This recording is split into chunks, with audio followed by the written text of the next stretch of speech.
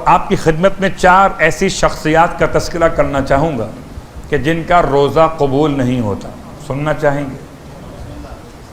4 افراد ایسے کہ جن کا روزہ قبول نہیں ہوتا. ہم آپ کو نہ سناتے اگر امام نے نہ سنایا ہوتا. سنایا 5ویں امام نے 4 کے بارے میں. اب تو نمبر بھی خوب یاد رہیں گے، 5ویں امام اور 4 کے بارے میں. فرمایا لا صیام،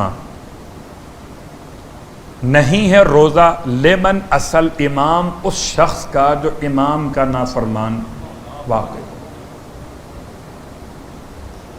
اس شخص کا روزہ ہی نہیں ہے. لا صیام لمن اصل امام، کہ جو امام کی نافرمانی کرے. اس کا مطلب اگر اپنے روزے کو روزہ کہلوانا چاہتے ہیں امام کی بارگاہ میں تو مجھے اور آپ کو اپنے امام کی اطاعت کرنا ہوگی، اور اگر اطاعت نہ کر سکیں تو کم سے کم معصیت امام سے اپنے آپ کو بچانا ہوگا. 2 بن جاتے ہیں مراحل، یا تو انسان اطاعت امام کر لے، اگر اطاعت امام نہ کر سکے تو کم از کم معصیت امام بھی نہ کرے. مثال آپ کی خدمت میں، اگر نصرت امام نہ کر سکے تو کم از کم کربلا سے دور چلا جائے، کہ تاکہ اسے آقا حسین کی آواز استغاثہ سنائی نہ دے. تو ٹھیک ہے، میکسیمم پہ نہیں جا سکتے تو منیمم پہ تو آ سکتے. معصیت امام، لا صیام، اس کا روزہ نہیں ہے. لیمن اصل امام، کہ جو امام کی معصیت کرے. ولا صیام، نہ اس کا روزہ. لغلام آبق حتی یرجع الی مولاه، نہ کسی ایسے شخص کا روزہ جو غلام اپنے آقا سے بھاگ جائے جب تک کہ پلٹ کر اپنے مولا کی طرف واپس نہ آئے. اور یہاں روک کر میں آپ کو لیے چلتا ہوں اسبغ بن نباتہ کی روایت کی طرف. ساری تفسیر چھوڑتے ہوئے یہ روایت صرف میں پڑھتا ہوں ایام امیر المومنین میں، کہ سب سے پہلے ضربت کے بعد جس نے مولا کی زیارت کا شرف حاصل کیا، ہم نے تو اس کا نام ہی اپنے درمیان سے بھلا دیا. نام کیوں نہیں رکھتے اپنے بچوں کا اسبغ؟ مولا کے صحابی تھے، باپ کا نام تھا نباتہ، آپ کا نام تھا اسبغ. اور جب مولا کی خدمت میں لائے گئے تو کہتے ہیں کہ اتنی دیر گزر چکی تھی، یہ باہر بیٹھے تھے، واپس نہیں گئے تھے. جب سب کو واپس کر دیا گیا مولا کے دروازے بیت الشرف سے، یہ بیٹھے تھے باہر. مولا مجتبی علیہ السلام جب باہر نکلے کسی کام سے تو دیکھا کہ یہ بیٹھے ہوئے. فرمایا سب کے لیے فرمایا تھا بابا نے، آپ کیوں بیٹھے یہاں پر، آپ کیوں نہیں گئے؟ مولا کا ایسا عاشق تھے، رونے لگے. کہتے میں نے نافرمانی کا ارادہ نہیں کیا. کوئی جن کے قدموں نے ساتھ دیا وہ چلے گئے، اس سے مولا کی حالت دیکھنے کے بعد اب چلا ہی نہیں جاتا. میں واپس جاؤں تو کیسے واپس جاؤں؟ پھر کیا چاہتے ہو اس وقت؟ کیا میں چاہتا ہوں کہ اپنے مولا کی ایک بار زیارت کر لوں پھر چلا جاؤں گا. امام فرماتے ہیں اچھا میں تمہارے لیے اپنے سردار سے، اپنے بابا سے لیتا ہوں اجازت، اگر مل گئی میں بلا لیتا ہوں. یہ پورا واقعہ ہے. تو کہتے ہیں اتنا وقت گزر گیا تھا کہ جب میں مولا کے سامنے پہنچا تو بیٹیوں نے آپ کے چہرے کے خون کو دھو دیا تھا، ریش مقدس کے خون کو صاف کر دیا گیا تھا، اور آپ کی پیشانی پہ زرد رنگ کی پٹی یا رومال باندھا گیا تھا. اتنا خون بہہ چکا تھا کہ سمجھ میں نہیں آتا تھا کہ میرے مولا کا چہرہ زیادہ زرد ہے یا یہ بندھا ہوا رومال زیادہ زرد ہے. میں مولا کے چہرے کو دیکھ کے زاروں قطار کھڑا روتا رہا. امام نے مجھے روتا ہوا دیکھ کے فرمایا اسبغ روتا کس لیے؟ میں نے دستے ادب جوڑ کے کہا مولا ہمیں تو آپ کو تو ہم سے بہتر اصحاب اور چاہنے والے وہاں بھی مل جائیں گے، مولا ہمیں آپ کے جیسا مولا یہاں کیسے مل سکے؟ ارشاد فرماتے ہیں مولا اسبغ اور کیا چاہتے ہو مجھ سے؟ اسبغ کہتے ہیں مولا ایک کوئی حدیث سنا دیجیے۔ آپ نے بہت بار سنا ہے مسم تمار کے فضائل کو کہ آپ نے اس وقت زخم میں جبکہ دونوں ہاتھ پاؤں کٹے ہوئے تھے مولا کے فضائل کیسے پڑھے تھے۔ اب خود سنیں مولا نے اپنے فضائل اس وقت میں کیسے پڑھے جب آپ کا سر شگافتہ ہو چکا تھا۔ آپ نے اسبغ کو قریب بلایا اور فرمایا اپنے داہنے ہاتھ کو آگے بڑھاؤ، اور آپ نے اپنے داہنے ہاتھ کی انگلیوں میں اسبغ بن نباتہ کی دائیں ہاتھ کی انگلیوں کو لے کر موڑا۔ یہ کیا کیا مولا نے؟ فرمائے بالکل ایسے اللہ کے حبیب نے مجھے اپنے قریب بلا کر دائیں ہاتھ کی انگلیوں کو انگلیوں میں لیا تھا، اور پھر مجھ سے فرمایا تھا یا علی جائیے جا کر مسجد میں اعلان کیجیے الصلاۃ جامعہ، آئیے اجتماعی دعا یا اجتماعی اعلان ہو رہا ہے، جب لوگ جمع ہو جائیں تو ممبر پہ جا کے کہیے گا کہ اللہ کے اس کے رسول کی تمام تر انبیاء اور ملائکہ کی لعنت ہے اس شخص پر کہ جو غلام اپنے آقا سے بھاگ جائے، اس شخص پر جو اپنے باپ سے اپنی نسبت کو بدل دے، اور اس شخص پر بھی لعنت ہے اللہ اور اس کے رسول ملائکہ کی کہ جو مزدور کی اجرت کو ادا نہ کرے۔ کہتے ہیں مولا اسبغ بن نباتہ سے کہ میں نے یہ 3 جملے ممبر سے کہے تو لوگ پکار اٹھے کہ کیا مطلب ہے اس کا، اس سے کیا کہنا چاہتے ہیں آپ؟ امام فرماتے ہیں اسبغ مجھے جتنا میرے مولا نے حکم دیا تھا میں نے اتنا ہی کیا، میں ممبر سے اتر گیا، میں نے کہا اگر تم کہتے ہو تو میں اللہ کے حبیب سے پوچھتا ہوں کہ کتنی تشریح بیان کرنی۔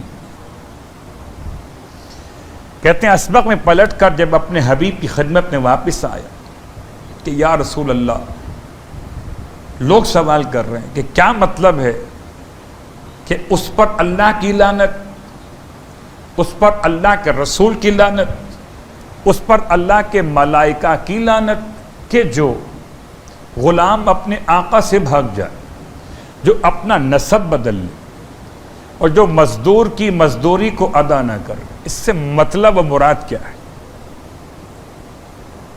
ایک بات تو واضح کہ سامعین سمجھ رہے تھے کہ جو الفاظ کے ظاہری معنی ہیں وہ مراد نہیں ہے۔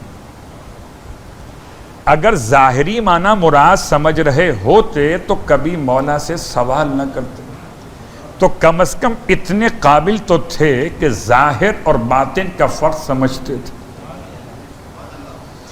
اور کم از کم اتنے احتیاط پسند تھے کہ قول علی کو خود سے تعویل دے کر رنگ نہیں دیا، انتظار کیا کہ فرمان نبی، زبان علی، وضاحت بھی نبی، وضاحت بھی علی۔ کہتے ہیں اسبغ سے مولا کہ میں پیغمبر کی بارگاہ میں آیا تو آپ نے فرمایا جاؤ یا علی جا کر کہہ دو کہ میں اور تم، یا علی میں اور تم اس امت کے آقا اور مولا ہیں، تو جو غلام اپنے آقا سے بھاگ جائے اس پر اللہ کی، اس کے رسول کی، ملائکہ کی لعنت ہے۔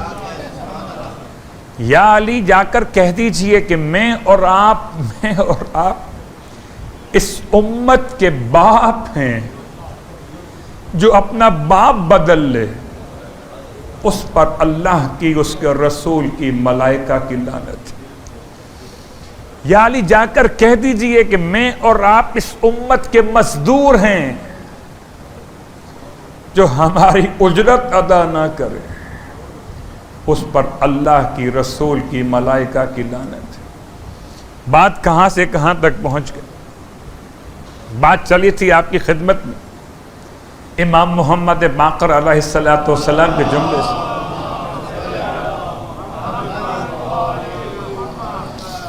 اور امام علیہ السلام نے فرمایا 4 افراد ایسے جن کا روزہ قبول نہیں ہوتا۔ لا سیامہ، اس شخص کا روزہ قبول نہیں ہے، لمن اصل امام، جو اپنے امام کی نافرمانی کرے۔ لا سیامہ لغلام آبق حتی یرجع الی مولاہ، حتی یرجع الی مولاہ، اور نہ اس غلام کا روزہ قبول ہے کہ جو اپنے آقا سے بھاگ گیا ہو۔ کب تک قبول نہیں ہے؟ حتی یرجع الی مولاہ، جب تک کہ اپنے مولا کی طرف واپس پلٹ کے نہ آ جائے۔ تو یہ تقریباً معنی وہی بنے جو آپ اس سے پہلے لفظ امام سے پہچان چکے۔ البتہ اصل امام میں اور غلام کے بھاگنے میں فرق ہے۔ معصیت امام جو کرے اس کا روزہ قبول نہیں، اور کسی شرط کے بغیر قبول نہیں تو قبول نہیں۔ البتہ غلام عابق کے لیے شرط رکھی گئی کہ اگر پلٹ کے واپس آ جائے، ایک محاورہ اردو زبان کا ہے کہ اگر صبح کا شام کا بھولا کہیں یا صبح کا بھولا کہیں، شام کو واپس آ جائے تو اسے بھولا نہیں کہتے۔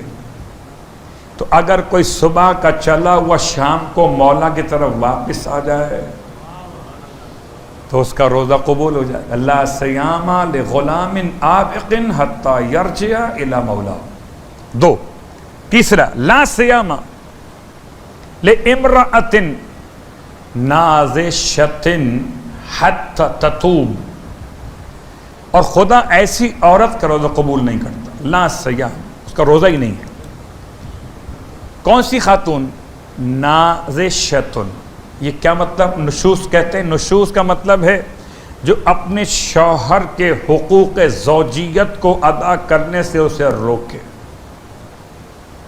یا جو اپنے شوہر کی نافرمانی اختیار کر لے، اس کا روزہ قبول نہیں ہے۔ لا صیام، اس خاتون کا روزہ قبول نہیں۔ کب تک نہیں ہے؟ حتی تتوب، یہاں تک کہ وہ توبہ کر لے۔ ایک عام خاتون اگر اپنے شوہر کے ساتھ نشوز ہو جائے تو اس کا روزہ قبول نہیں ہوتا جب تک کہ توبہ نہ کر لے، اور اگر نبی کے گھر میں کوئی نبی کے ساتھ یہ کرے تو اس کا روزہ قبول کیسے ہو؟ فارمولہ تو مومنہ اور مسلمہ کے لیے بھی اور ان کے لیے بھی کہ جنہیں خدا نے مقام بلند عطا کیا۔ چوتھی اور آخری بات اس روایت کی، ارشاد فرماتے ہیں مولا، لا صیام، نہیں روزہ اس شخص کا، لے ولد عاق،